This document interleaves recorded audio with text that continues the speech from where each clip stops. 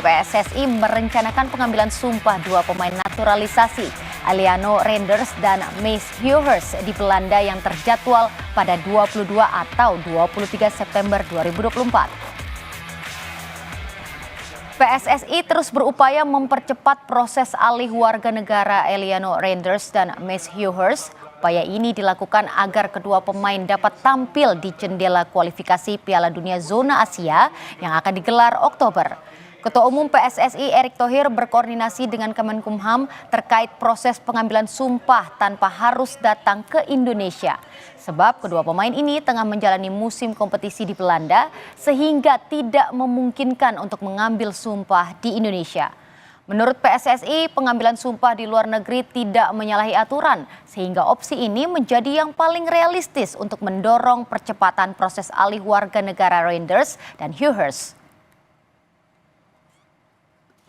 Artinya ya kita harus respect kepada klub yang tentu mereka bermain. Nah disitulah kita mencari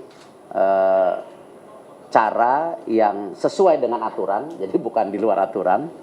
Ya, kita coba mengangkat sumpah di negara lain, seperti juga beberapa bangsa Indonesia yang angkat sumpah di negara lain juga. Jadi bukan sesuatu yang spesial. Ya, kita tidak ada yang spesial, semua kita hormati secara hukum, baik hukum yang ada di Indonesia maupun aturan FIFA. Itu. Ketua Umum PSSI Erick Thohir mengatakan Presiden FIFA Gianni Infantino akan hadir ke Indonesia pada 11 Oktober 2024. Kehadiran Infantino ke tanah air dalam rangka peresmian training center di ibu kota Nusantara IKN. Presiden FIFA Gianni Infantino dipastikan akan hadir dalam peresmian TC Timnas Indonesia di ibu kota Nusantara 11 Oktober. Erick menyebut Infantino akan mendarat di IKN sehari sebelum peresmian selepas Asian Summit. Ini menjadi sebuah kehormatan bagi Indonesia, di mana sebelumnya FIFA juga sudah memiliki kantor perwakilan di Jakarta.